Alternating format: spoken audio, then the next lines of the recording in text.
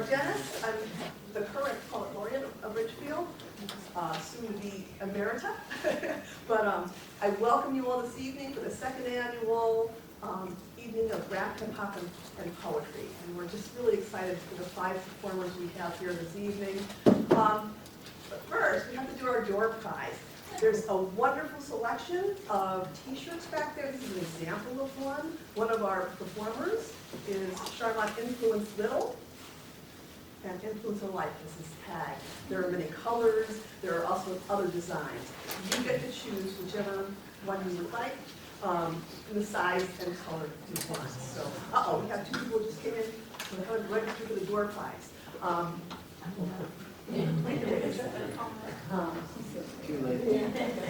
What are your names? Your first name? Maria and Kenneth. Maria and Kenneth? Yes. Oh, Maria, you almost got 2 slips. There you go. All right. So, would you be honest? Yeah, would you? There you go. Just reach in. Don't look. Pick your mom's name.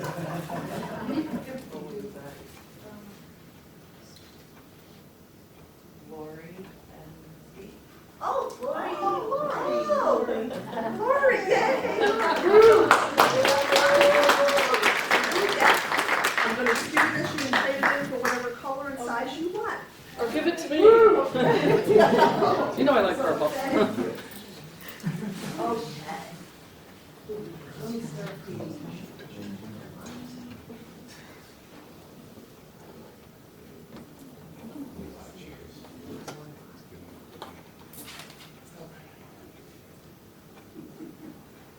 So again, I welcome everyone to the Ridgefield Library. This library has been so phenomenal in terms of supporting all of the arts, but poetry in particular. Oops, did someone? I think it was a ghost. There it goes. I want to thank my personal thanks to Lucy Hanley, who's handles all the adult programming, and Lori McGavin-Bachman, who assisted for all their help in getting these programs presented to the public. So we're very glad you're here. Also, before we begin, just to promote a program that's coming up on March 1st. We have a new monthly series, online, virtual, that you can register for at the library's website. It's called Poems from Connecticut's 4 Corners, even though there are 5 poets every month. We also include someone from the center of the state. The next one is March 1st. We have 5 just wonderful poets. I forget their names right now, but there are flyers on the back table, and we'd love to have you sign into those too. And then a really special one also for April for National Poetry Month. So, without further ado, let me introduce our first poet. Hold on a second. Okay. Josh Brown, known as AnUrbanNerd, is a rap, spoken word, and visual artist with a background in education and engineering. He serves as the current Poet Laureate of New London. Josh has been writing and performing for more than 15 years and brings a number of experiences to his craft. He spent years suppressing his gift, trying to avoid being a stereotypical black man who raps. However, he learned that our gifts are not our own, as he says, and now he makes sure to give his gift back whenever he can.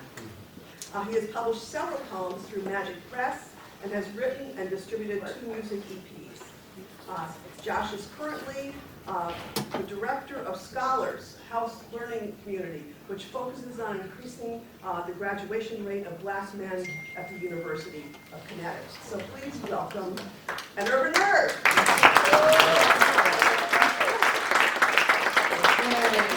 How are you doing? Oh, we have a lot of poets coming from all over Connecticut. I know I just came off of work, spent through 2 hours of traffic. How are we feeling? How we feel. I've been late with debt that's 1/8 of a mil. That's really how it feel. Weight up on my chest, telling my pockets to chill. And at the same whispering to treat myself. This isn't really how I see myself. And at the same I fight every day just to be myself.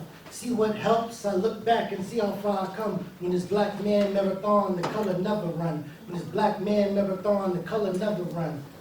I've grown some, at least just enough to keep my heart young and wild, to call your bluff when you ending up with anxiety, thoughts firing. I've learned that I evoke different quotes because I found my happiness when I accepted life was difficult. I found my happiness when I accepted life was difficult. I found my happiness when I accepted life was difficult.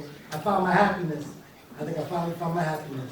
Appreciate y'all. My name is Josh. I go by AnUrbanNerd, all one word. And I'm going first because I'm glad because we got some beasts and some heavy hitting poets coming up.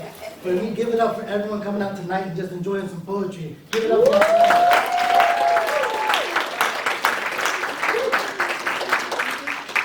Okay, so I'm really excited whenever we can come together for poetry because there was a time not too long ago where we were doing virtual poetry.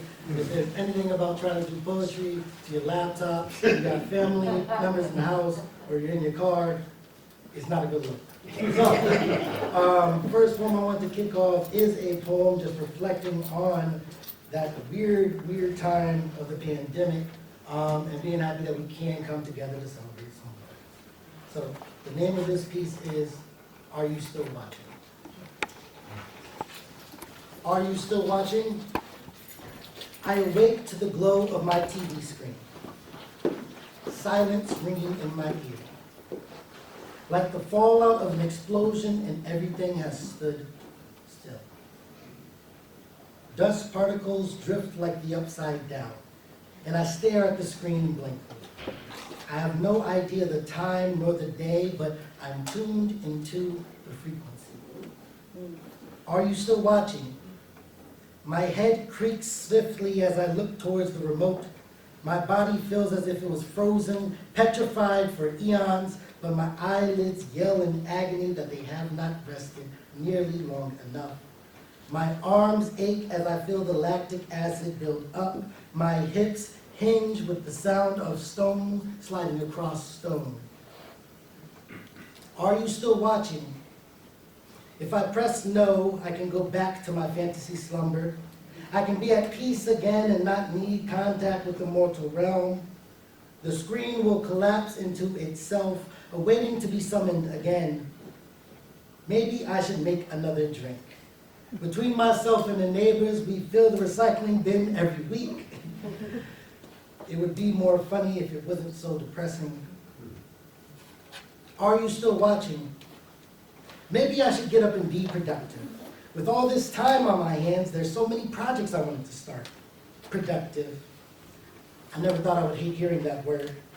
Be productive, as if we haven't been reductive, forced into our based forms. Who cares about surviving a pandemic? What banana bread recipe have you used? Did you start making candles? Are you making a new album? You know you can teach yourself Photoshop now. I always wanted time for myself, but I didn't expect to feel trapped in my mind. Are you still watching? If I click yes, my eyes will begin to water from the screen time, start seeing stripes like Tiger King. No, I am not turning on my camera, Karen. I'm sick of people giving empty compliments and pointing out objects in my home. The Zoom exhaustion is intrusive enough. I'm engorged from consuming screens and bits of LEDs. I could hurl up snow and taste the static. That's how seltzer tastes anyway, like static. I can't say that. Are you still watching? Too many apps to keep up with, way too much social media for my health, and even more racism than white Americans could fathom, but just enough to forget in 2 years we march, I scream, I stream into pillow, I'm drained, I'm ringed of nutrition, and I yearn for contact. Thank you.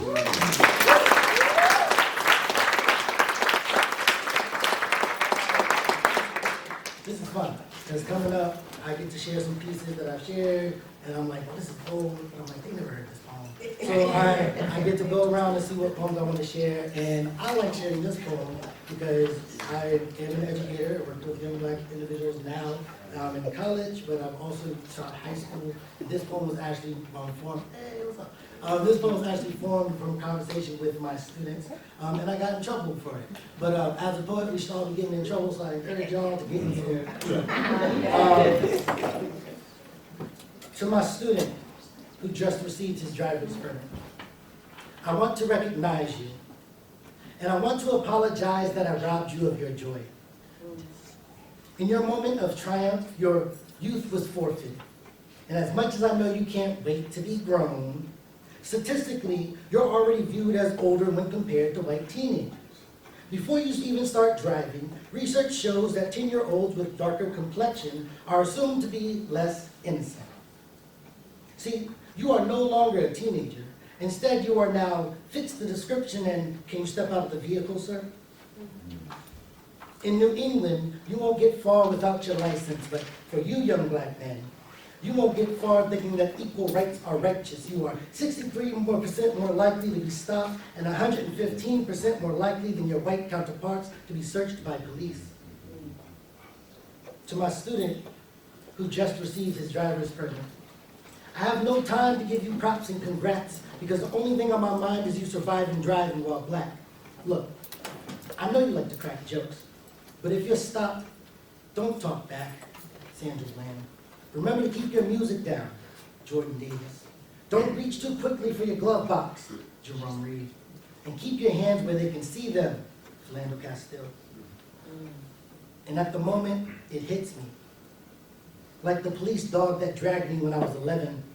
How corrupt is the system when a permit terrifies me? How can I teach my students they can be anything when my skin color still defines me? How many white parents are this mortified when their children start driving? It's as antagonizing as the officers that harassed and laughed at me in my hospital bed.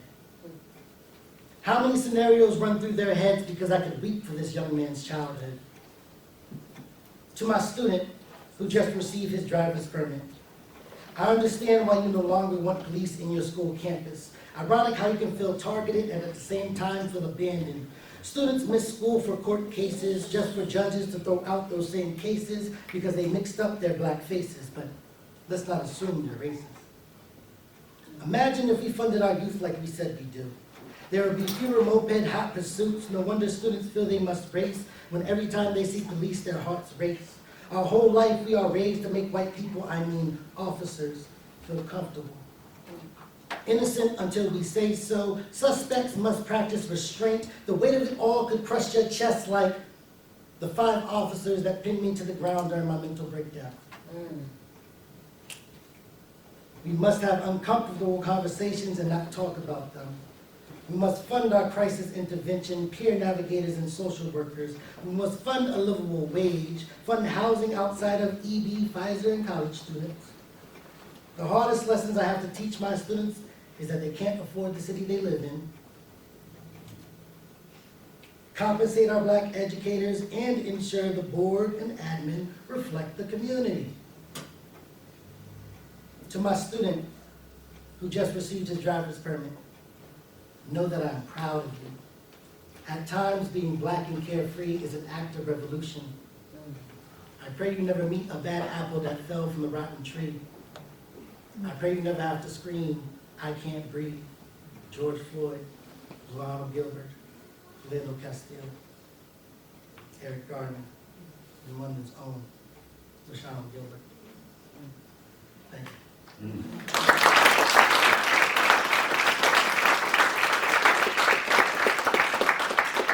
So I ended up in the paper, and they said it wasn't the right time or place. I did that poem at the police chief inauguration. Where else am I going to talk to all the chiefs in Southeast Connecticut? Ironically, a year later, 2 years later, I bumped into one of them, and they're like, you know, I was really thinking about that piece after what happened. Sure you were. With that, my last piece. No, I'm not going to explain it. I appreciate you all having me. I appreciate you all being engaged, and I do want to reiterate that these are more than just words. These are stories. These are parts of ourselves that we share, and it means nothing if you don't take the lessons and do something with them. Dreams allow you to commune with your ancestors. After my Uncle Junie passed, I remember having a strange dream. I recall being transported to a jungle, walking into a clearing and seeing my uncle, but I didn't quite recognize him. He had grown disfigured and began to merge with the sycamore tree. He was frozen in a crucifixated position, vulnerable yet appearing aged and wizened. Now, if you knew my uncle, he was a fast talker, a smooth singer, and a bad man with the guitar in his hand. He used to play that funk that left people with stink faces, knowing damn well he wasn't supposed to play that devil's music in church. He would gyrate his hips, he would scrunch up his shoulders, he would be winking at us kids in the pews, making us laugh. We know we weren't supposed to. And as the years passed and the memories lost their luster, seeing my Uncle Junie, he would crack a joke, he would ask for $1 or $2, might conjure up tears, but I always felt he had a big heart. Ironic that I see him now, surrendering to the elements, crucifixated as his arms twisted, intertwined. Figs budding from his fingertips, we locked eyes, his pupils a fiery white. I heard the creaking of old rocking chairs as he turned the corners of his mouth and spoke. Nephew, these are your relatives. These are your distant cousins. I want you to meet them. I want you to know them. I want you to learn from them. Right then, two heads came from behind him, levitating in the mist, looking like tendrils or sentinels from the Matrix. Their locks swayed in blues and echoes of green, masks with markings all too familiar, as if we all had the same upbringing, some shared diaspora with similar masks painted on our walls. Figures rose from the depths and my heart stood still. I heard his words, yet I did not trust them. They were entities, beings from another world, yet seemed made of light. The irony that Melanie absorbed such things. They snaked and twisted in the air, unblinking, eyes that somehow looked dead and soulful at the same time. Funny, usual tribal masks are placed on a villain or final boss. Star Fox, yet Andros did not shine as bright as they did. Their eyes remained fixed on me as if they were staring into the depths of my soul. My legs ran cold, as if I felt the blood rushing from my toes. I froze, unsure whether to run or fall in my knees in praise. What are these things that you say are my family, that I am related to? What language or guttural utters come from their bellies? What do you call these sounds beating on the drums in my ears, pulsating and reverberating in my head? I turn, swiftly beating knees to chest, all too late. I feel the weight of teeth chomping on the back of my tendrils, and in that instant, electricity shoots through my bones, down my scalp, down my shoulders, the hair on my neck and arm raised bald, fists to sky, my jaw clenches as the tongue clowns the Bossa. The avatar state ain't got shit on this. I'm surged with power levels way beyond a blood Super Saiyan. And I wake up back in this vessel, back in this mortal realm. Now when society has me drained and I grow weary having to explain, I'm at peace. I transcend my flesh. I connect with the ancestors and ascend. You are not the descendants. You are the descendants of the originators of calculus, the original astronomers, the very first navigators. You are more than where you come from. You are descendants from giants. You stand on their shoulders, and you all are burdened with greatness. Thank you.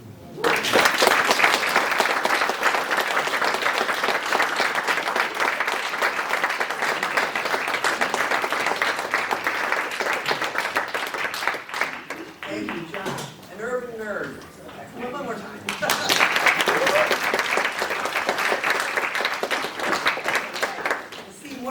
coming in. Welcome, everyone. We're so glad you came.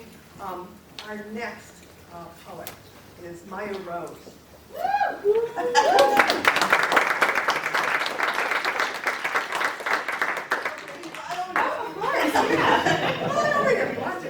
MayaRose has studied and performed theater, improv, and poetry throughout Connecticut, New York, and Los Angeles. In LA, she became inspired to bring her poetry to the next level while working as a co-coordinator. Time is 7:30 and the library will be closing in 30 minutes. All technology will start to shut down in 20 minutes. Please save your work or send it. Thank you.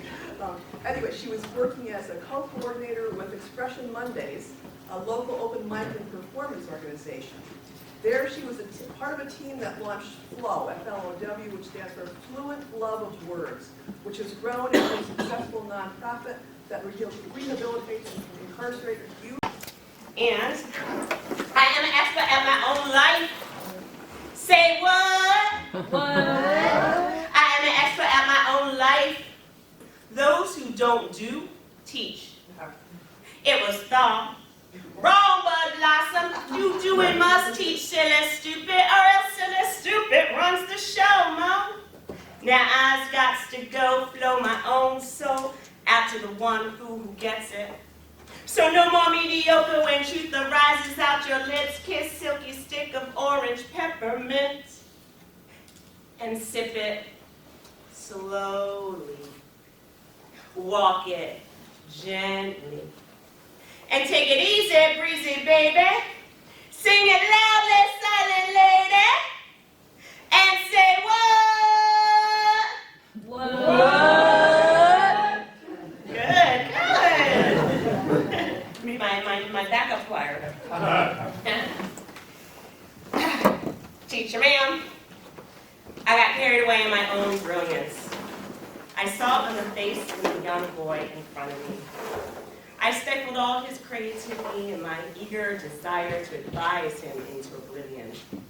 The mind of this misgiving scrambles to find a way to correct it by again using my collection of philosophical learnings. My insides are desperate to grasp the past, to save face in the future. I be the adult and they be the kids, the whipping post for years of unchanneled education. I prove my superiority and my ability to talk. In my smallness, the walls surrounding my narrow point of view echoes the need to prove my point, raising the robots to blindly take charge of the conveyor belts, lifelessly sorting through whatever mass-produced item we decide to worship today to make meaning for existence. Allowing the tired limbs of their overworked adult roommates to take comfort in checking out with consumer-funded babysitters.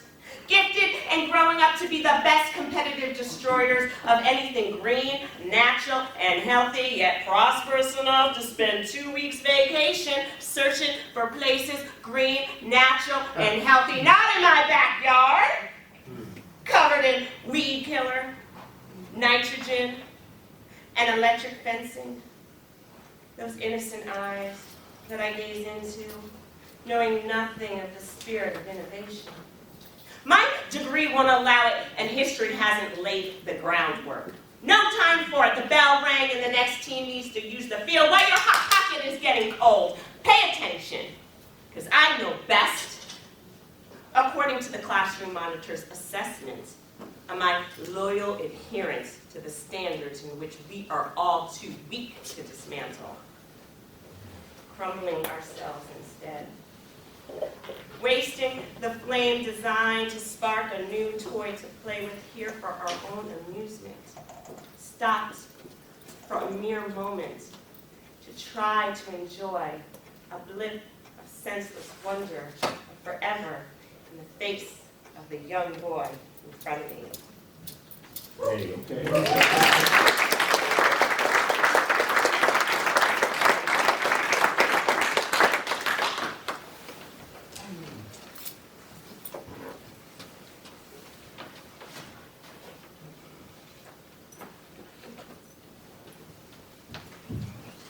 Yes, sir. A a no-good thug, a colored boy mulatto not raised right, disrespecting the law, a criminal at the core of his DNA Negro. Strip him down of all his humanity, revoke his right to vote and set him off to fight the fires of the white wealthy for chimp change.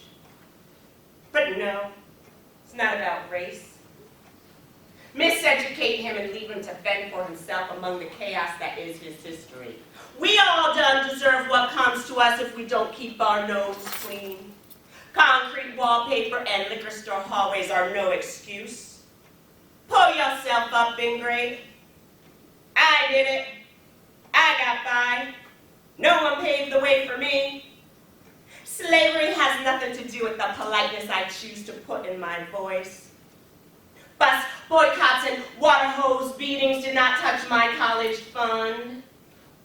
Crack, heroin, deadbeat dads, and single moms has nothing to do with my inheritance of love. My suburban security and ambition has no bearing on your decision to act a fool. Pull your pants up and speak to me proper, boy. A knee on the neck helps the heart of our civilization make peace on the dead souls of our ancestors. Wow.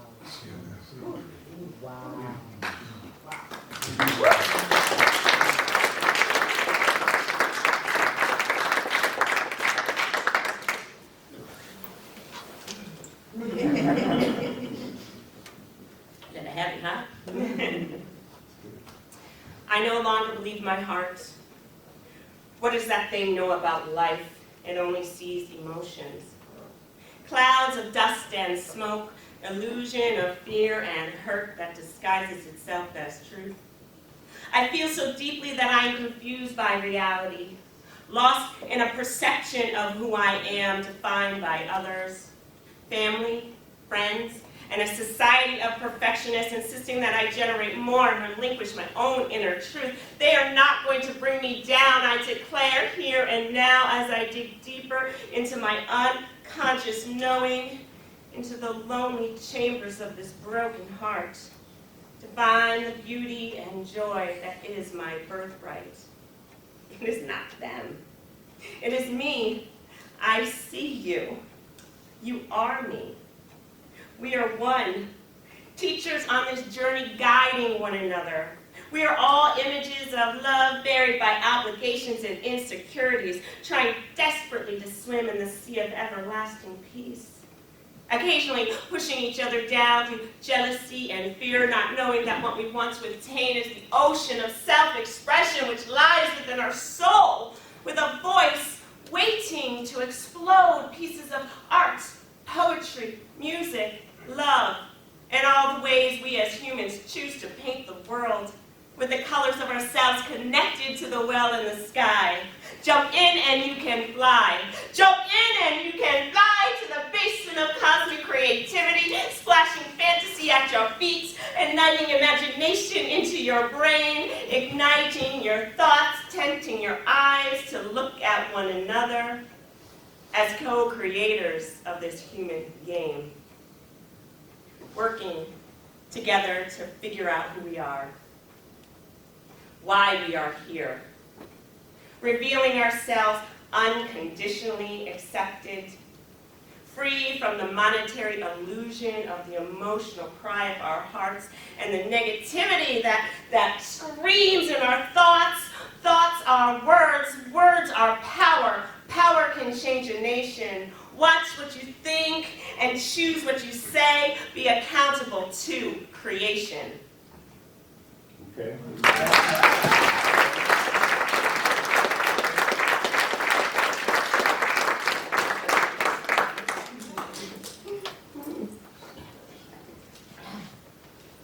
Have to do a love poem.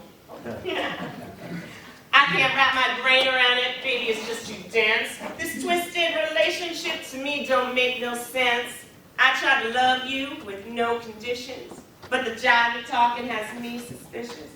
You avoid me, gal, don't return my calls. I ain't got strength enough to penetrate your walls. Cause mine are getting higher, don't know how to trust again. This silly dance are more inspiration for my pen. It's all Greek to me, K-love, what affection. I have to think my own heart's protection. Aphrodite, I'm begging hard for you to cast your spell on me. Let me feel your grace within and set my spirit free. From the angst and the pain, there's no more places left to run. This revolution inside me, unyielding, has begun. I got my strength to carry on. God, Goddess, on you I lean. No more longing for that kingdom. I alone, I stand as queen.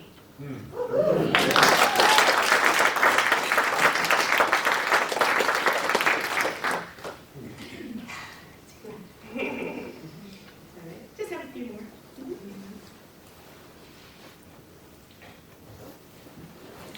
The middle place, in which the black on my face covers up the white jeans I carry within. Unable to fully embrace the shame that history has set upon my people. I have no right to claim my part in the ethnic grand balloon of fried chicken, collard greens, and God Almighty. White girl trapped in a black girl's body, dancing off beat to the music. Unsettled identity found in a box of relaxer and a Debbie Gibson song. I give props to Mariah in a language that I am not supposed to use, the slang of which dangles suffocating my outward appearance. A shell of myself that I am obligated to pay tribute to in a mode of composure that keeps our reputation in good standing. The public view of my kind weighs solely on my ability to act right. However, my whiteness gives me a free pass, a waiver for things like sports, spelling, and oppression. Though the Wonka, Tonka whisper from our native bloods transcends the segregation with a gentle wisdom from above.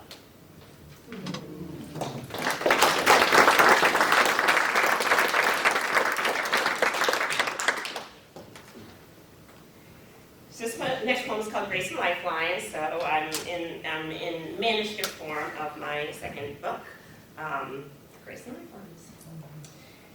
All is not lost has the grace and lifeline set me free, walking a tightrope between sanity and ecstasy, isolated in observational reverence of manifestations made rich, gathering the last remnants of old parts fractured by insignificance in the eye of the devil, working past flashes of glory and victory made in memory and pastimes, left rising out of battered soul carrying the burden of German blood and African drums, channeling all that is in me to make good on a promise set by a soft voice in yonder, lashing through karmic distortions, feeding on the nectar of the hummingbird and the spit of creation, leaving a legacy of difference in the intention of forgotten and the wandering of spirit. Mercy on me to be the one who sheds light on all faults in a distant people, an inquiring mind, never ending the story of bruised knees and start over again to get painted a new color, walking a narrow thread between sorrow and jubilation.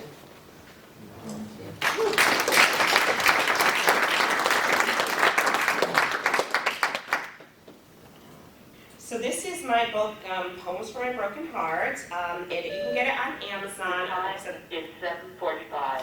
The library will be closing in 15 minutes. If any items to check out, please take them to one of the self-checkout stations or the circulation desk on the main level now. You sound so happy. Please pick her up. So I have three more short ones. So this is my book, Poems for My Broken Heart. I'm manifesting a new publisher, and it's under my given name, Leah Joy Pearson, so you can find it there. I don't get any money from it, unfortunately, it's self-publishing, but once I manifest my new publisher, I'll have my MayaRose on there, but still check it out. I think it's a good collection, and you can also find me on YouTube if you want to see where I'm performing, and I'm pretty stuff that's what I'm up to. This is called Katrina's Story. Broke our backs on the banks of the Mississippi. The ghosts of the past clear up on our face. Oh Lord, fit to find me a home. Why does no one hear our voices? Do they really just not care? Thousands screaming, bleeding, crying, we falling hard beyond despair. That one there was a shoe shiner, reading all the Jazztown greats. He worked hard for every single dollar, lived drowned, lifeless, covered in sheets. The powers that be neglected the dying. Poor people aren't worth the help surviving. Crowded trailers full of stink and pain, accepted indifference, don't know what, see it plain. Here we are, again full circle. Years have passed, still no hope. Wishing, praying, calling, saying, we all continue and drop in the rope.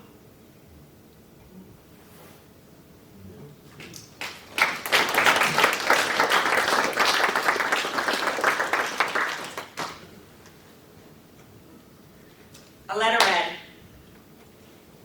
Elizabeth Warren berated. Coretta sing, Coretta strong.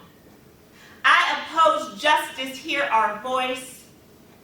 Sweet Home Alabama sung around the fire, a summer anthem. A woman, black silky skin speaks.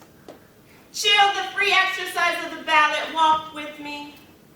Violin sounds in the distance. Intimidate and frighten black elderly voters, get off the bus. Terror, still she stands. Shabby attempt, Mr. Man. Justice, chairman, committee. Reprehensible conduct rewarded to the highest office.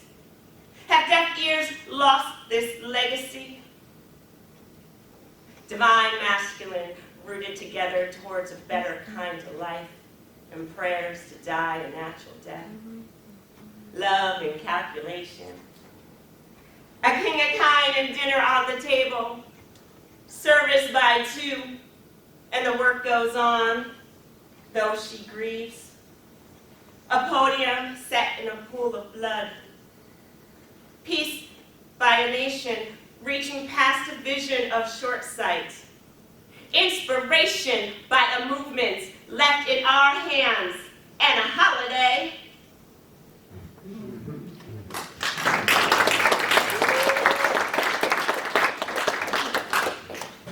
One more? Okay, perfect. And I want to thank you so much, Barb, for inviting me and for all of, oh my God, the incredible artists that I get to be a part of. And I'm so nervous and starstruck, so I'm so grateful to be here. All right.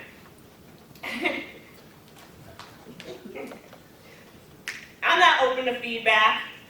I see it on your face, nicely tucked away in the folds of that compliment on how my words touched your heart. A friendly tip from that one time he spoke her poem in front of the class and learned how to project and articulate correctly. I know how hard you work at being the best expert audience for all things oratory. And with that infectious grin and such a solid handshake, how can I contradict the ways I tell a story to preamble my presentation and manage to always stumble over the screech of the microphone? How when you saw that famous nomad from the city and oh so spunky talent from out west, and how you loved the way they leaned into the tale about the kids with the spaghetti on their face that made everyone feel that they were sitting at the table. But you have to admire all my work and just love how I assemble a particulate of banter and flow of good alliteration, is that right word? Or metaphorical patter. I thank you for the compliment and admire the oranges and yellows in your shirt. A wonderful dristy spot to calm my nerves that you said you didn't even notice. With that said, and what to for, among sincere thanks and appreciation for your attending, however with a grin, not open to feedback!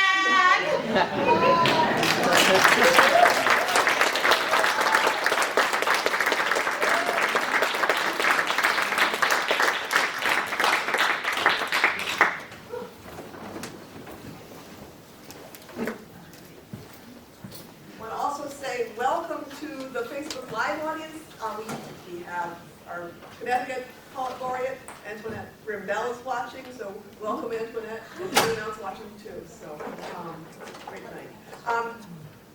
Okay, next up, thank you also, MayaRose. That was very, very powerful. That was fun too. Next up, Sharmont influenced Little of New Haven, uses the art of spoken word to deliver his message and belief, as quoted by Dr. Martin Luther King Jr., that injustice anywhere is a threat to justice everywhere.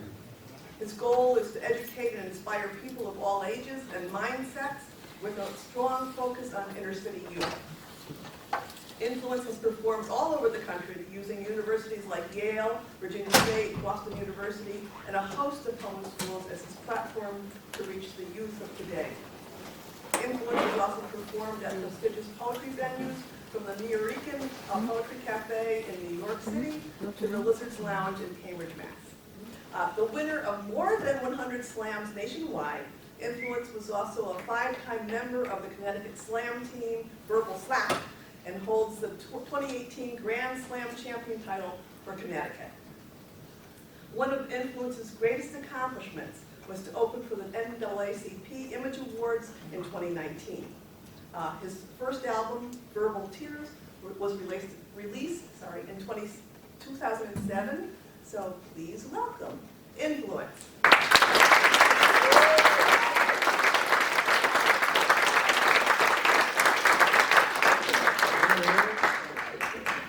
How y'all feeling? So, we hear about hip-hop, poetry, hip-hop, poetry. So, how many of y'all know how that meshes together?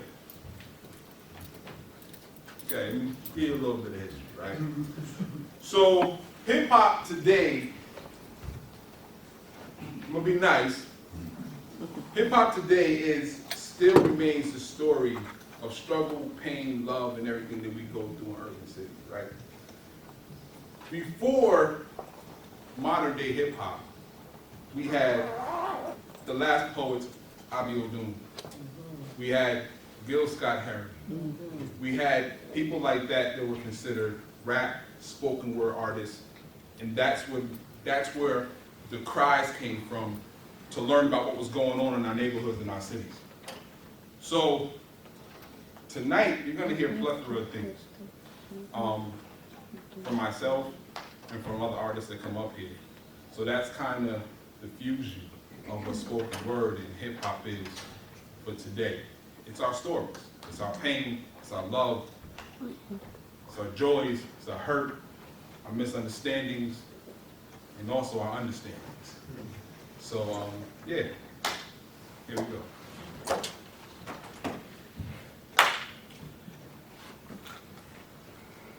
I don't care what you hear on the stage tonight. I need you to understand that a revolution is not a poem. It's not held inside by 28 rules or set between two margins. I've never seen a revolution take a bow and have a room full of spectators applaud it. It's never schemed on rhymes or presented punctual punchlines. In fact, the only connection the revolution has to configure diction that was born from the word tired, of being distressed, overworked, worn out, and frustrated. Like my sisters are frustrated because their deadbeat baby fathers don't bother.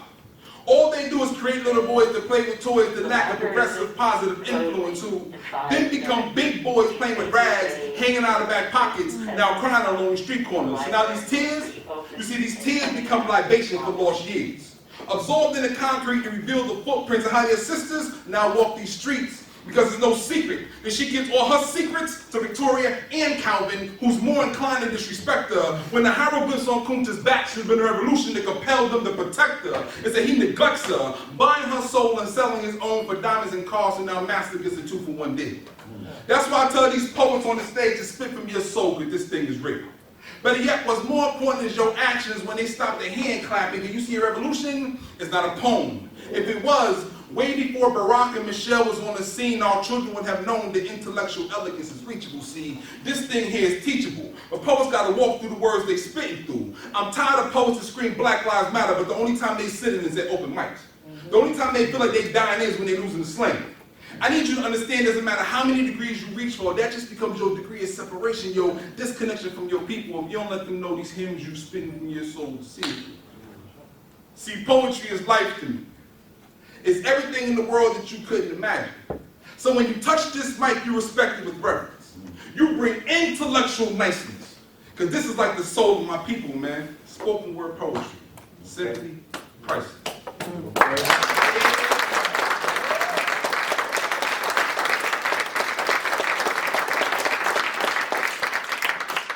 So, poetry and hip hop is also, spoken word academia tried to discredit spoken word. They try to say it isn't poetry. But here's the thing, we use free verse, which is true, but it's so much more than that. It's poetry in every form. We use metaphors, similes, double entendres, we write in different scheme forms and everything, so it very much is poetry, including using rhyme. Right? But the difference between ours is that we use our bodies to also show what we feel, along with inside our struggle. My mother was an alcoholic.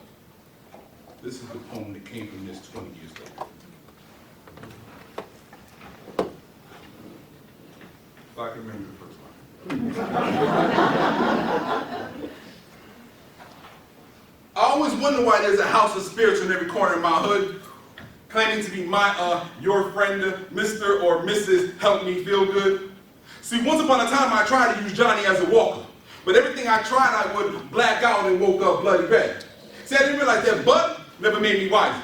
It just made me call on my friend Henny that gave me a hypnotic specialty determined to hawk sexually. That's right around the time I turned out Bloody Mary. And that pretty white Russian started sending me wild Irish roses and liquid cornfields. And from my actions, I felt so bad, I rode the gray goose on a sabbatical to see if the truth really resides in the same eyes. When I met him, he invited me to drown myself in the absolute truth, that life is more like sex on the beach. But to me, it was like having a gangbang with 10 different vodkas. So we walk around as inebriated zombies, looking to bury ourselves in local taverns or become the freaks of the night in slummy after hours. Fellas, we're too busy chasing buttery nipples and pink panties, trying to get into lay in our fuzzy neighbors while Mr. Belvedere serves his tea in Long Island. You see, we're caught between inebriation and realization, using classified downers to get us up so we can put it down, but the only thing we bring down is our self-esteem, our self-respect. So bartenders, can I get a nip of control? I mean, just a shot of inspiration. Instead of chasing crisp styles, our styles and actions should be worthwhile. So our kids can stop jumping on the boat of Captain Morgan and jump on the rosters of Morehouse and Spelman. And remember, there's nothing about rum that's ever gone make you Jamaican. See, the only thing that should have my soul is the one that can save it. My life is like a martini. It should be slowly stirred, never shaken. So if you don't stop throwing our dreams in the sea brims of despair, the only thing we're going to ever see shine is the Southern Moon. Whoa.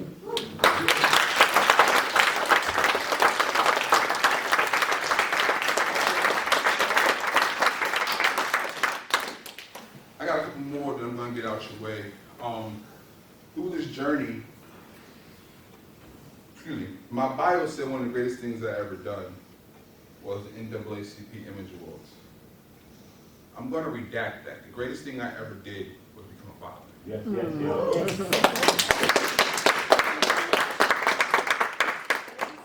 So learning what a father means, and growing into being a father, and then being a girl dad at that, and having your daughters teach you way more than you think you ever know. Here's what came from. It's 8 o'clock in the library.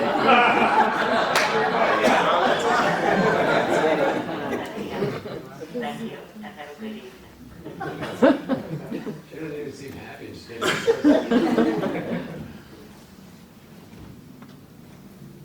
When you have a daughter, braiding hair isn't just braiding hair.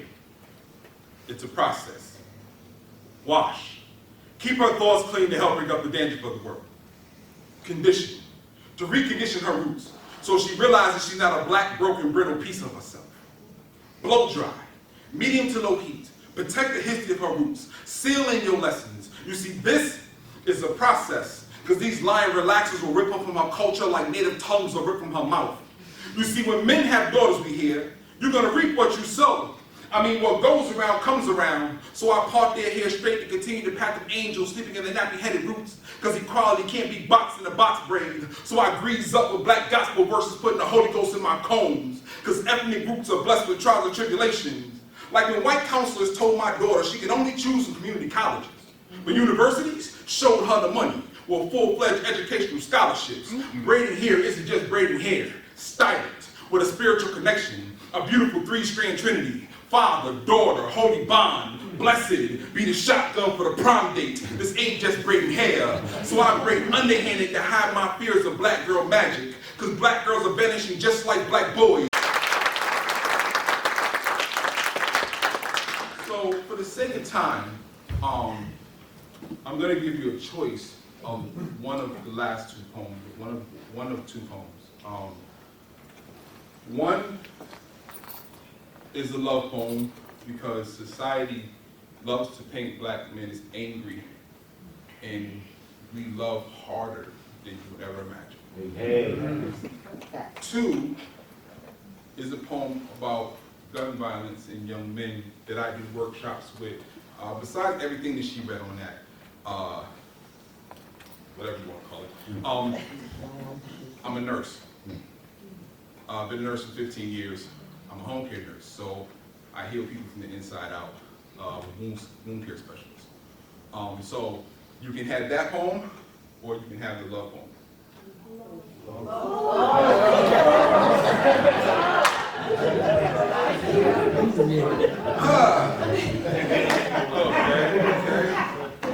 All right, let's see. All right, so I do the love poem because I haven't done that one in a long time, so I remember it. That's okay, you got it though.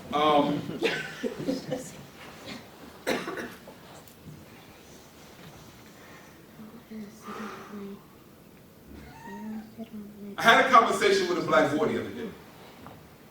Gunshot victim. He asked, what makes a black man be a nurse? I told him the last line of the nursing pledge reads, I dedicate myself to the devoted services of human welfare. Well, I guess you black boys are the only humans because your welfare seems to be the only one at risk. As a nurse, I've seen more black boys die in hospital beds than I care to count. Have heard more mothers scream, God help me, with the white voice in the room saying, I did all I could. Do you know what a street beef smells like? It smells like the hot slugs cooking in a black boy's chest. Because I'm from a city that knocks down projects because the rubber makes better battlegrounds. Turning black boys into green berets, playing in concrete jungles, moving like renegade soldiers, fighting for the big piece of poverty. Call it black on black civil war. Call it ethnic suicide. But black boy, you ain't no soldier. I seen how you died. Tears running, fists clenched in fear, body quivering like mama's little baby. I've seen bullets pulled from your rib the way food is pulled from your teeth. Black boy, how can you digest death but you can't chew life? There's no honor in how you die. Body broken like bread, hands baptized in your blood. I've seen your purple heart on chill like the devil's coming for dinner. Black boy, don't you know what your blood looks like on white sheets? It looks like emasculation, mental conditioning. It looks like extermination. It looks like your blood knows how to die. Like mama stretched across caskets like American flags, folding herself into fetal triangles, delivering her tears to pillows, realizing she won't hang any more spangled banners for her stars. It's like my nursing degree has become a one-way ticket to watch you die, choking on bloody bullets over and over and over again. It has to be a sin. Black boy, it has to be a sin that you learn how to pull 9mm before you can even pull a 900 on your SATs. That I learned how to pull bullet fragments before I learned how to pull splinters. Black boy, we don't need no more GI bills. Aren't you tired of depositing bullets into your GI, gastrointestinal tract, taking gut shots? Don't you know the devil's a glutton for a black boy's flesh? Because your flesh be beautiful, your flesh be sacred, melanated Morse code, your flesh be forget failure. Black boy, you ask what makes a black man be a nurse? I said when the overflow of self-hatred and blood tsunamis the emergency room, when hospital beds, gauze and sutures no longer keep the damned from leaking, I said you, black boy, I became a nurse hoping these hands will be your Teflon second chance. Because the only shots I ever want you to take are the ones at greatness. So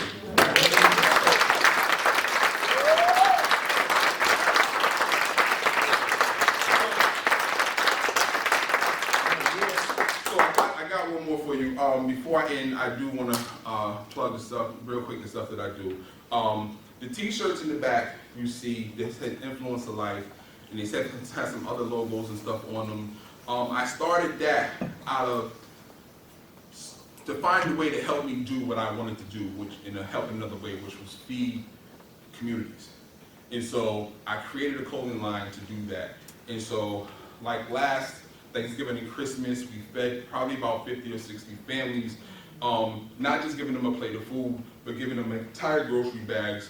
Every family that was referred to me from either Head Start programs, DCF, Clifford Bears, whoever, they got a whole turkey, 2 boxes of stuff, and 2 boxes of mashed potatoes, all the vegetables that you can find on the shelf, apple pies, everything that you had at your Thanksgiving dinners, they now had it theirs. And all it took was a referral from the source to me and your address, and me and my wife delivered it to all these families over Thanksgiving and Christmas. Amen. So purchasing those hoodies and those t-shirts and stuff back there is how I do it. Okay, that being said, let's get to the love poem that I might forget.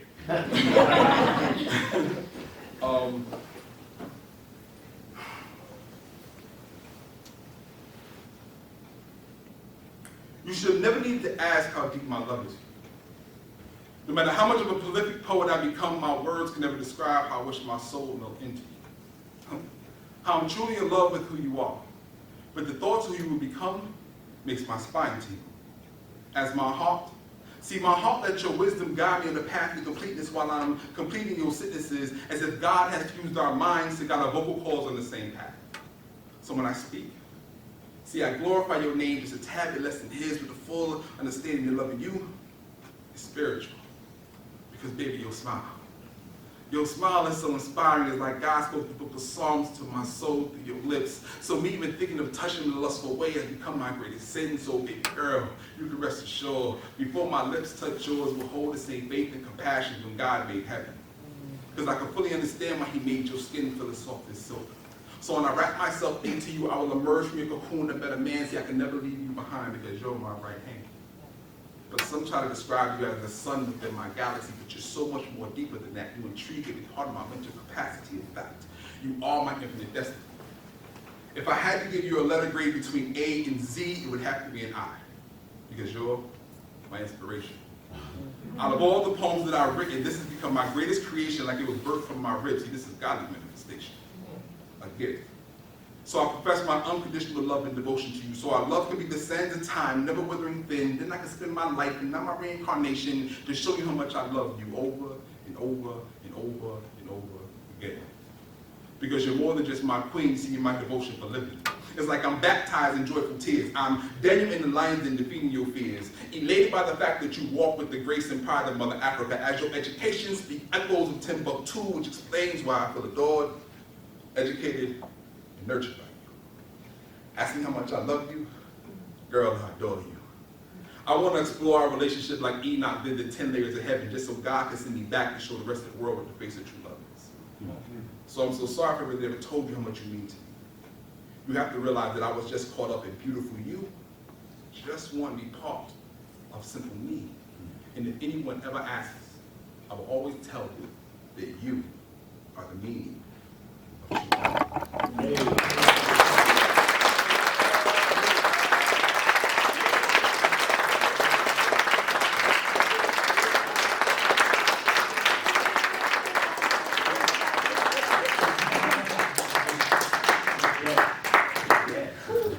Sharmont, is that t-shirt, is the poem that you performed on the t-shirt about the About the young black boys, there's a t-shirt here with my profile on it, and half of the profile are the words to the poem of Black Boy on the shirt. So please, take a look at the merchandise after the performance.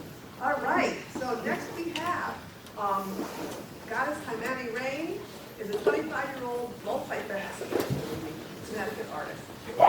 the ages 3 and 7, she started creative writing, dance, and playing violin, which ignited her passion for performing arts and she continued as a teenager. During her pregnancy with her son in 2018, like her mother, she was inspired to dive deep and truly experience her passions. Tymani now hosts slams and features across the U.S. and virtually on international platforms. Some of her accomplishments are placing 3rd in the Z Experience Slam a little bit earlier this year, ranking 17th at International SIPS in 2021, placing 1st in multiple slams throughout the Northeast, and then hosting and performing at the 2021 Women in the World Poetry Slam in Texas, WAPS. And featuring in Newark, New Jersey City Hall alongside Mayor Baraka, son of activist Amiri Baraka. Goddess Tymani currently curates and assists in writing workshops, offers mentorship for youth and adults, and hosts the Poetz Realm Open Mic in Bridgeport, Connecticut, the 1st and 4th Wednesday of each month. So please welcome Goddess.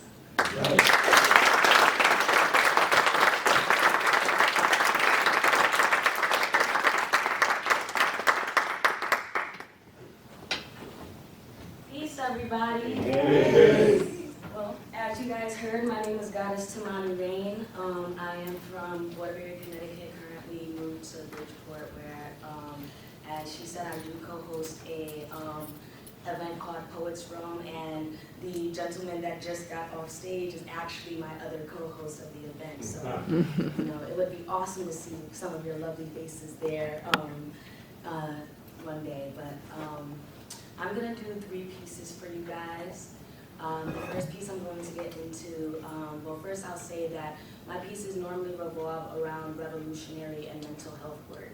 And one thing that I think all writers and all poets can agree with is that we don't write for an audience, we write for ourselves, and they just so happen to be so powerful or so meaningful that we have to share it with the world because we know someone else will be able to resonate. This piece is a piece that I feel like I needed to write for myself my whole life, and it's called Flawless. I always get asked how my face is so clear. My melanin radiates warm undertones of sun rays. I am all natural with all the brains to match, and every room I enter, I'm the center of attention because I'm pretty.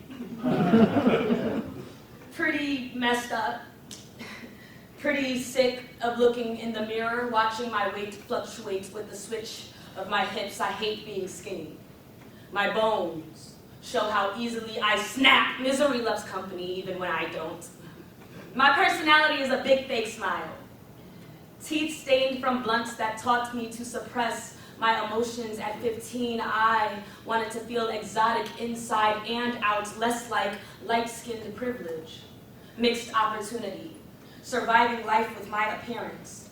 You know, my freckles deem me innocent, but no one notices that each dot is a bullet point to my insecurities. At 18, I rarely showed skin. You see, my face is the only part of my body unblemished.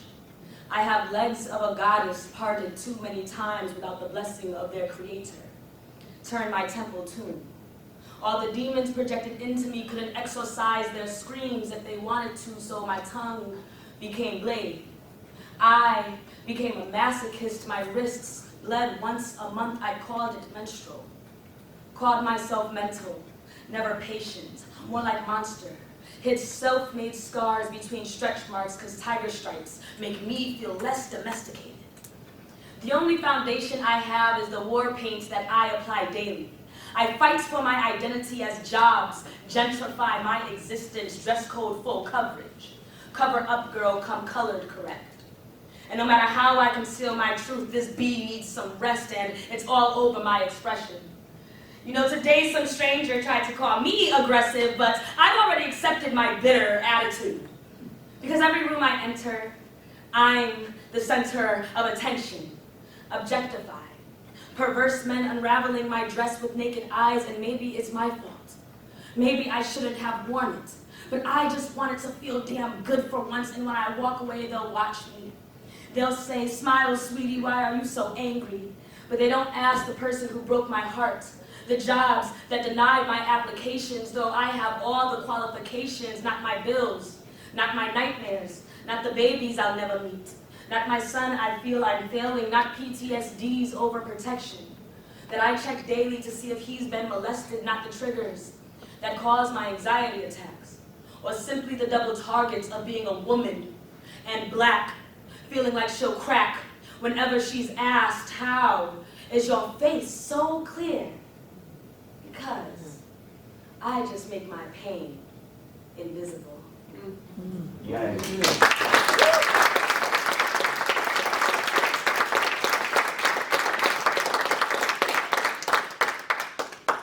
So this next piece I'm going to get into was actually, it was originally a piece that I wrote 1 minute long, to be 1 minute long. I was writing it for a group piece that actually featured influence. We were on stage with 2 other amazing Connecticut poets. And I loved the concept so much that I just needed to expand on the piece I wrote. And that piece was basically conceptualized around the Sha'Carri Richardson situation. I'm not sure if you guys are aware of Sha'Carri Richardson, but she was an Olympian track runner who unfortunately was disqualified over smoking weed. Right now, Sha'Carri Richardson has become the fastest woman in the world and has gotten no press coverage over it. So that is something that I think is very important, and it even makes this poem even more powerful. So this is a dedication to young black girls. I always wondered what made a black woman become Olympian. Make career out of surviving. When her first instinct in danger becomes her purpose, cheating death is a life lesson. Safety and success are defined the same no matter how much you pray, you're prey. When fight isn't an option, do feet grow wings? At what age do young girls learn to fly? As soon as they're old enough to look both ways on sex-trafficked streets, this country crosses us, makes us backseat gymnasts, telephone pole dancer, tight enough to rope us up. The difference between a noose and the news is an elimination race black girls are running. Late for class, passing predators outside school bus doors, a sidewalk of pedophiles masking as mommy's friends, and I pray that the only time little girls get caught fast is on a track, that they stay on track, make career out of survival. But how do you be both contestants and trophy, constantly searching for self, only allowed to smoke? The competition, the system, rewards us as stereotype, sexualized a face, pretty enough for crucifixion and the fruits it bears. I wonder how you make career out of survival, make entertainment out of generational curse. Does the audience's applause cause PTSD, post-traumatic slavery disorder, pre-trial sense of death? Maybe there's reason to choose sprint over relay. It's over quicker. You don't have to trust anyone else's hand. You're less likely to step on our ancestors turning in their grave. Watching our innate abilities become American propaganda, we're still for sale. Be cabled, reruns, running, like lights at Granny's month's mommy couldn't catch payments, running, like eventually these legs will make enough bills to cover theirs, and I wonder how you turn survival to a career. Be prime in your primal, a beast. And maybe that's why this world wants to euthanize us. We're the most disrespected in America. They count on our downfall. Send a senseless census to keep us on the red line. Planted in the plantation, yet we run like Tubman, freeing village, feet unchained. It's our job to survive, to succeed. We jump ghetto's border, escape the hood, but never its shadow. We start at the pistol and race to make it out of range. We keep souls off pavement enough to leave a legacy instead of traces. To never be defined by a chalk line, but the many that you make it past first, and to know that no matter how they try to meddle our decisions, they will never take away our gold.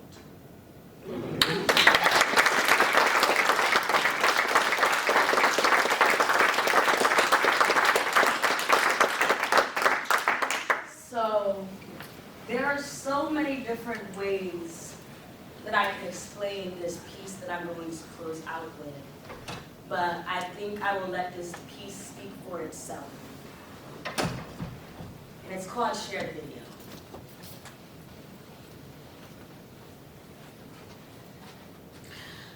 I always knew growing up I'd be an entertainer, a poet, a dancer, an actress. But at age 13, I realized pigmented people don't make the end of the movie. They're the first to call the plot twist caught up in crossfire climax. And unless you're TT, Cleo, Kane, or Ricky, that tragedy has no meaning. Ironically, we act the same in society. Desensitized by, I apologize, I haven't done this piece in a while. I'm gonna run it back if that's okay with you guys. That's all right. I always knew growing up I'd be an entertainer, a poet, a dancer, an actress. But at age 13, I realized pigmented people don't make the end of the movie. They're first to call the plot twist caught up in crossfire climax, and unless you're TT, Cleo, Kane, or Ricky, that tragedy has no meaning. And ironically, we act the same in society. Desensitized to system's targets, yet we scream at skies when our hands control the bullets. And now, immortalized on a t-shirt, and candle lightings around phone poles are the new funeral service. There ain't no church in murder. So tell me, how great is our God allowing his greatest creations to die cold on pavement? I've seen this film. One, too many times, but I always wanted to be an actress. So if I get casted in the next casket, make sure you share the video.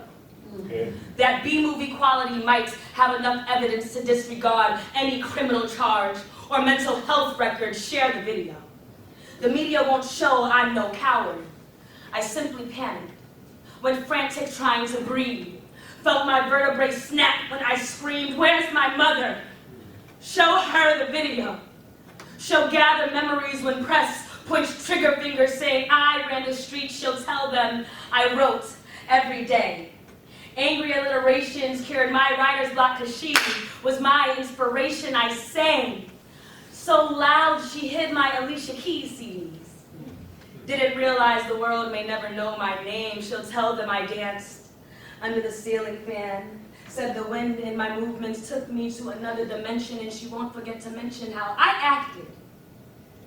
Acted like these smiles were easy to wear. Like eyes didn't flood with raging fear, imagining the blood of white supremacy on my hands. You know, they were intimidated. My mentality blends Malcolm X, Asada Shakur, and Sojourner. The truth shall set me free. I am a healer, disguised as a gypsy. Yet they saw a witch. Afraid of my black girl magic, in 1693 I'd be burned at a stake. But today, I could be lynched. You see, nothing's changed. So if I die young, it was by someone else's hand. Gun, a sacrifice for my father, my brother, ex-lovers, my son. Make me a movement. I want to rest and reparations, not peace. Throw me a twerk party for 40 days and 40 nights. Get more than 40 acres and a mule. It's only right. I write my eulogy in case I don't have a case without a camera. If my death is a dishonor to my life, share the video. Control the narrative. Share the video. Control the narrative. Because the only difference between suicide and martyrdom is press coverage. But if our only coverage is crucifixion, show them God. Show them how grandma's hands made miracles, how she birthed a womb full of generations. Tell them black don't crack, turn Polaroids to Instagram posts and show them we are more than death and incarceration. The Reagan era ain't got nothing on us. Tell them to televise the revolution. We are not children of the sorcerers that you forgot to burn. We are the spirits of the ones that you did. We remember, and we always reincarnate. You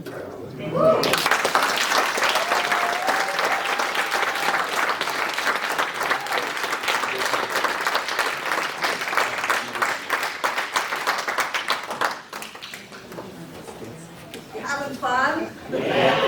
Oh, wow. This is amazing. Okay, our final performer. I can do this all night.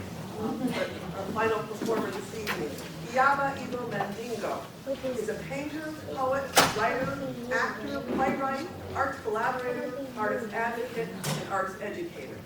He came to the United States from his native country of Antigua as a young boy. Today, Iyaba teaches in and around the tri-state area as a master teaching artist. His Bridgeport Art Gallery serves as a workspace, classroom, and a creative hub. Iyaba has appeared regularly as a performance poet in venues across the U.S. and abroad, including the Fort Greene Juneteenth Arts Festival, the Amerikkkan Poetry Cafe, Brooklyn Moon, and the Next Door Cafe, and he was the keynote performer at the 2011 Westchester, New York Poetry Festival. In 2015, he embarked on his first African tour, bringing his one-man play Unframed, his first novel, Sins of My Fathers, and his poetry to South Africa and Nigeria. Iyaba has authored 3 chapbooks of poetry, 41 times, Amerikkkan Exile, and 40 Days and 40 Nights of Writing. His first full-length poetry collection, Tongue Heavy Lakka 56, was released in 2018. So please welcome Iyaba.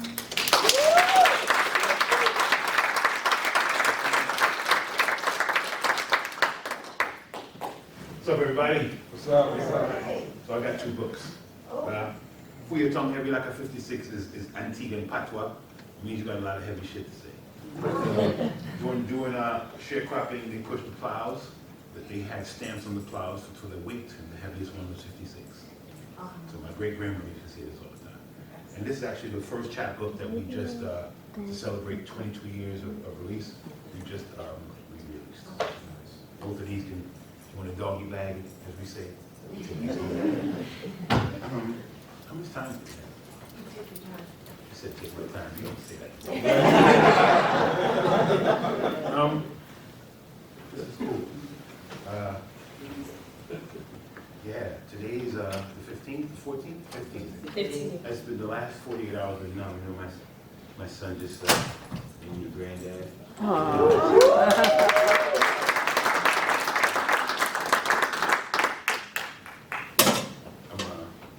psyched. Yeah, I have 5 kids and didn't know that this would feel so cool. Start the same way every time, so.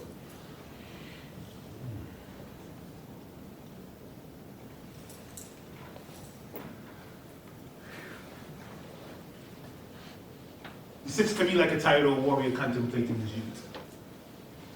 Battled, lost, and won in of his search for truth. Imagining myself as him and traveling back in time to see America in technicolored black and white. When Ku Klux Klan birds crosses in the night in response to our black demands were mute and southern magnolias were dead, castrated peculiar fruit. When Jim Crow signed for us water fountains and before Martin Luther climbed his mountains. To all of this encompass small walk, this old man sits next door. With skin so full of melanin, the South must have been rough for him. He must have swallowed all his pride to take America in stride and still be here at 86. In spite of all the stones and sticks they used to try to break old bones and Hoover's taps on Jimmy's phones and all the blood that spin and run from US manufactured guns. And all the lying presidents. And all the times they raised the rent and all the blacks to war they sent to die for them and all the sellout black leaders who lied for them. To all of this old man walked and still to sit and hear him talk. His strength remains, his pride remains, his love remains, his stride, it remains. died this year, but I will not forget. And I haven't forgotten you, Mother dear. The wailing of your cries that lived within my ears, I haven't forgotten the way it felt to only have your child for a while and fear the auctioneer becoming human instead. I remember your womanhood. You could pick 50 sachets of cotton, I haven't forgotten. You could face the whip, 3 months within a ship, founding fathers, invading hips. Pulling your sons and daughters away today, tomorrow, African names become Smith. Black people seem to love it. And are willing to sit and watch them colonize you, imperialize you, globalize you, and Tarzan movie trivialize you. But the warmness of your tropical home, I still remember. Sucking raw melanin from your breasts. Mount Kilimanjaro's peaks, my cheekbones, black skin, nose, and lips survived. The ships and whips and founding fathers invading your hips. So they see both of your faces today too. And make them remember what they did to you. Lift my lamp beside the golden door. But for third world people, it doesn't seem to be a, not anymore. Maybe I blinked.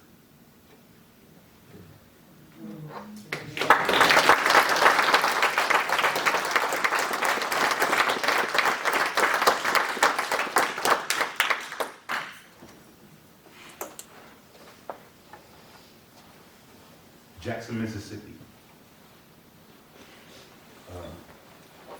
1 month before 9/11, on tour.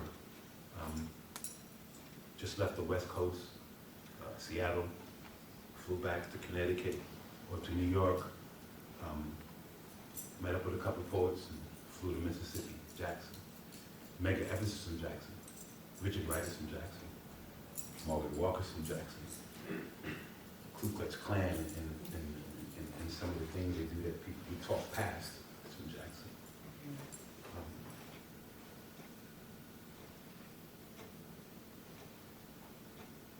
On the morning of 9/11, I went and got a pen and pad to write my 9/11 poem, because by then I had already been pigeonholed as the revolutionary poet. I would always speak to the elephant in the room, if you will. And I went to do that, and out came trying to tell my brothers, listen what I say, hey, don't go down that way, they'll swing you from a tree. Listen to me, brother, don't you go down that way, they'll swing you from a tree someday. Listen, my brother, to what I'm trying to say, whoa, Lord, yeah, planning to swing you from a tree today. Mm-hmm. Mm-hmm. Mm-hmm. Mm-hmm. Mm-hmm.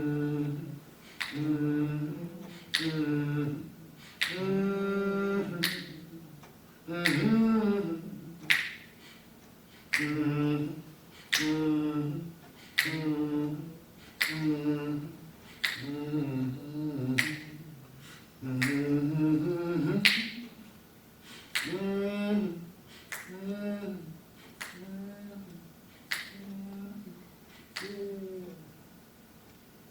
Yesterday, a tree spoke to me in Mississippi.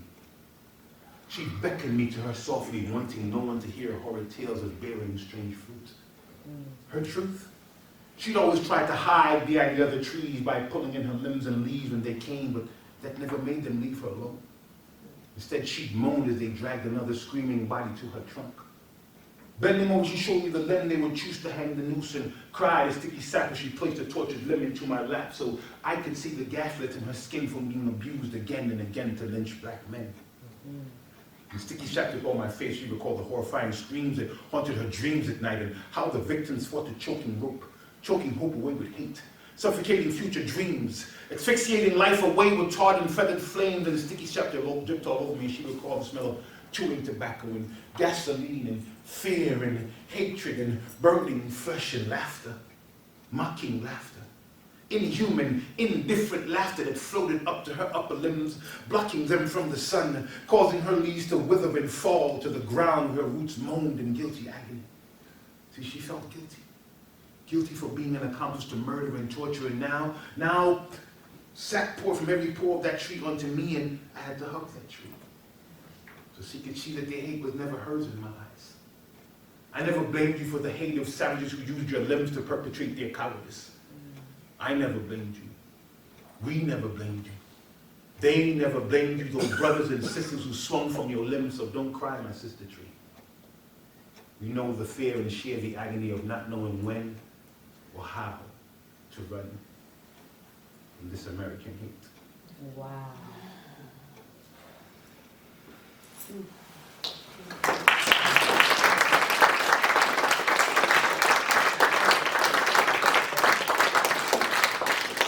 One of my greatest achievement also is fatherhood and grandfatherhood.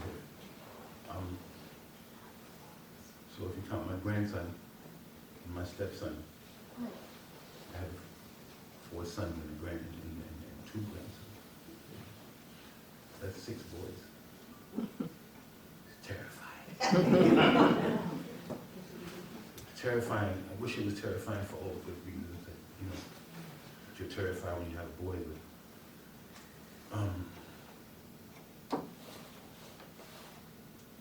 in 1999, Malik was 10. And CJ was, how old would CJ be in 1999?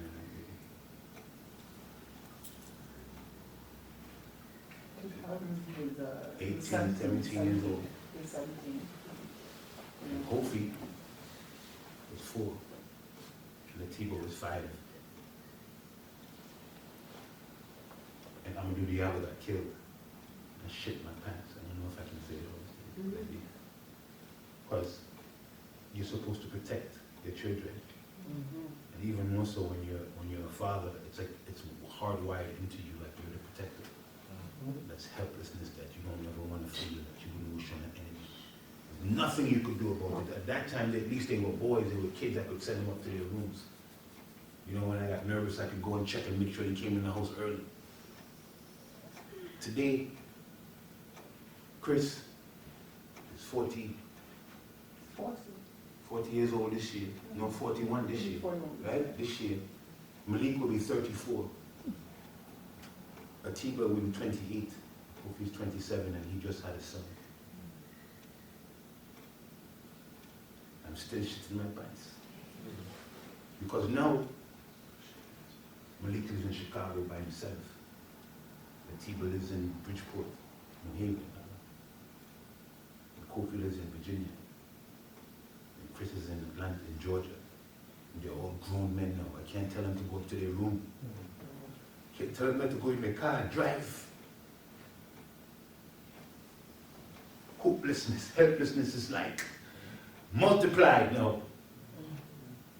Because it's helpless, like, you know, they can get stuck by the cops. And I taught them to defend their blackness, and to be proud, so that's probably the worst thing to tell them. Because they're not going to allow anybody to make a fool of them. And they're going to speak up for their rights. And they're going to quote the Declaration of Independence. And they're going to quote the police code for their town. That's how I taught them. I could get them murdered. Some helpless shit.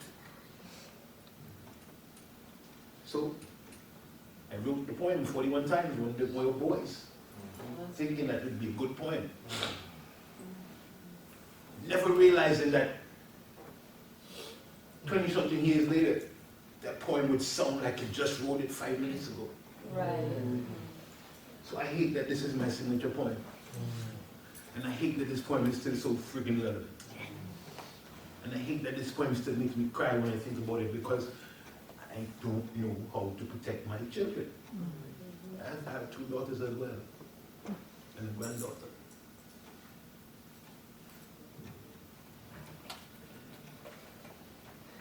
It takes 41 bullets to quiet your fears. 41 times for your goosebump hairs. 41 times I grew in your eyes, 41 times to shrink me to size. 41 times you thought you saw a gun, 41 times I didn't try to run, 41 times in Big Mouth Rudy still can say 41 times a grand jury should lead the way. 41 times you still get paid leave. 41 times my mother would have to grieve. 41 spheres of your fear you hurled at me. 41 times my black skin was all you could see. 41 times to make you feel brave. 41 times I was a revenging slave. 41 times some lynch mob from your past move like a spirit possessing your ass. 41 times you pulled out your rope. 41 times to strangle my throat. 41 times from 4 different cops. 41 times before one you thought, stop! Stop! Stop! Stop! Stop.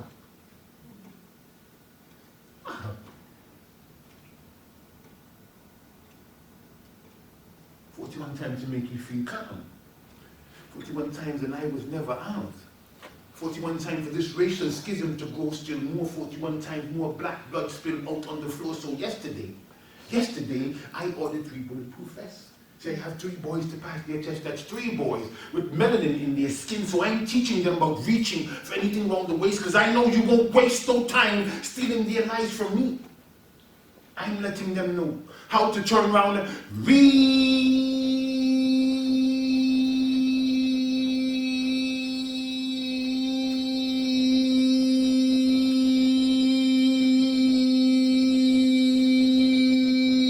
slow, so you can know it's not the gun you see, and send them home alive to you. I'm teaching them how to duck in case you try to get up. Duck, boy. Duck, duck and roll and run some more. I won't let them outside the door of my eyes view. I pray to be with them when they run into you. Jumping out of bed with visions in my head of dead phone calls and standing in dark halls at the morgue with 1 million mothers crying, dressed in their best black dress, wishing they'd ordered my bulletproof vest. Overprotective and paranoid too, but all I can do is all I can do to keep my 5 sons and 2 daughters, grandson and granddaughter, safe from you and make them allergic to policeman blue. What else can I do? I have 3 amateurs. And I wonder, yeah, they could be shown that. What else can I do with all my amateurs? And I'm falling on the ground. They could be Mike Brown. What else can I do with all my amateurs? And I think they got a plan. My daughters look just like Sandra Brown. What else can I do? I have so many amateurs that could be falling in the void. They look just like George Floyd. He says this song that never ends just goes on and on, my friend.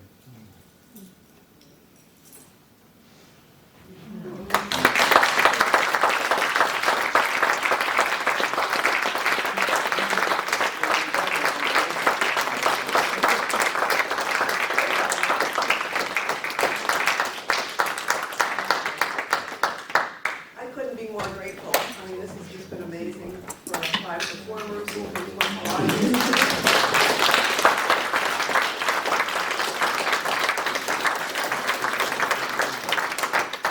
really late, but I hope it's okay with you folks and also with the library, but I do think we need to leave fairly quickly. But please stop and look at merchandise. Consider joining us online on March 1st for poems from Connecticut's 5 corners. And thank you. Please sing along with us.